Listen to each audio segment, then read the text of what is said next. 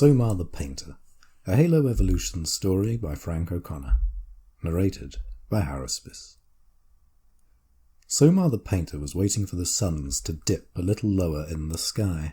The thing she was waiting for was called two-fire, an optical effect caused by the light from two suns passing under the horizon and reflecting on scattered clouds above. It was beautiful, and she was trying to capture it in real time, spraying smart pigments onto a glass surface from her colour-sensing jet brush. From her position on the hill above Wharftown, she had a perfect view of the azure expanse of sea, with distant whitecaps beyond the reef now picking up moors of pink.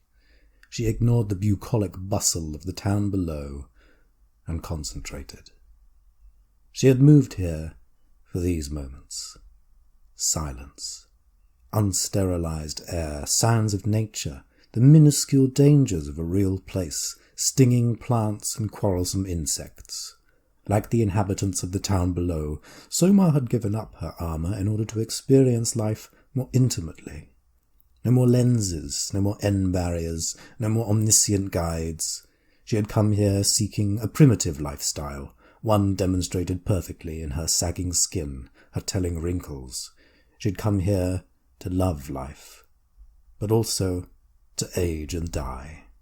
At 417 years of age, Soma was young to be taking this path, but hardly unique. Wharftown was filled with her peers, and more besides, scattered thinly, perhaps 1,000,000 souls planted here on the massive planet seaward, unromantically called G617G1 by outsiders adrift on an endless ocean, just as the world itself was adrift in endless space, hanging on a lonely binary system at the galaxy's trailing edge. This was the last stop before intergalactic space and lifeless void, a fitting waiting room for death's cool arms. And the citizens of Seaward were all, as their society measured it, wealthy. The world itself was a secret, publicly and officially a lifeless ball of dirt, a place truly worth ignoring. Those who could afford it had found a private, expensive sanctuary from society, and great power and influence had been poured into purchasing anonymity for this beautiful, verdant world. Wharftown sat on a rocky shard of volcanic surge, 1,000 miles from the equator. There was little there but dwellings, parks, and one of the few significant stretches of arable land, most of it terraced in pretty defiance of the towering hummocks and fangs of basalt.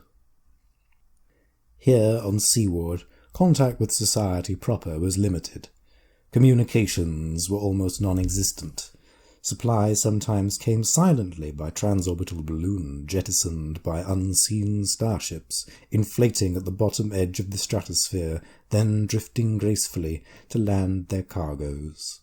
They seldom came with messages or instruction or scolding. Instead, they simply brought gifts, food, technology, and repairs. Seaward was tolerated, encouraged even by distant, benevolent friends who asked for nothing in return but the trades of energy and art that financed its existence.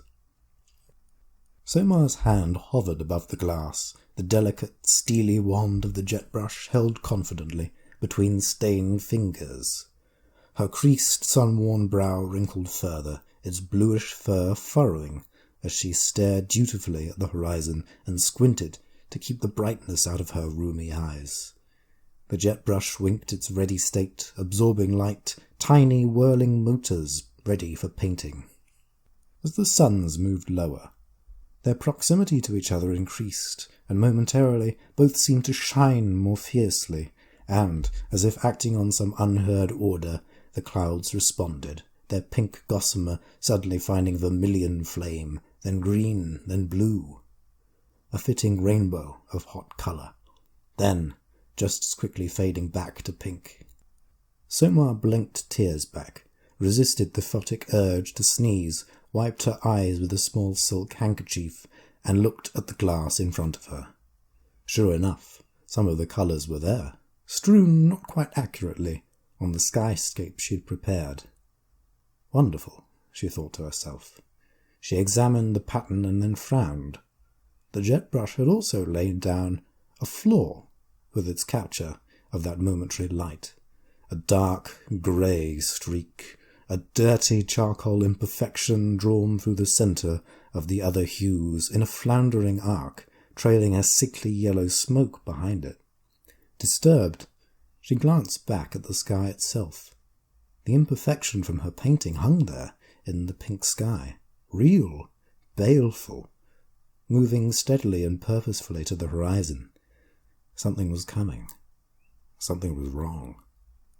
Soma the Painter folded her glass easel, hurriedly packed her things, and began the long climb down to Wharf Town. "How was this information discovered?" the auditor asked, looking up from the report.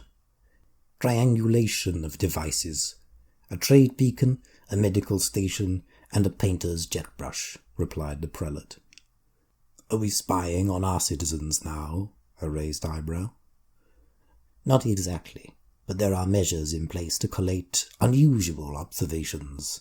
They're blind-checked by automatons, not intelligences.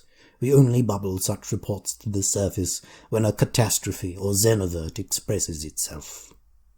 "That sounds like spying to me," said the auditor. He gestured, and the report vanished. "What measures have been taken?" The prelate cleared his throat and adjusted the front fastening of his clerical robe. His smooth, aquiline features hardened slightly as he spoke. "None. None beyond a resupply balloon for the damaged medical station, and this meeting." Self-consciously, he smoothed his thin black fur with a palm. "Send word to the didact. Our test has come."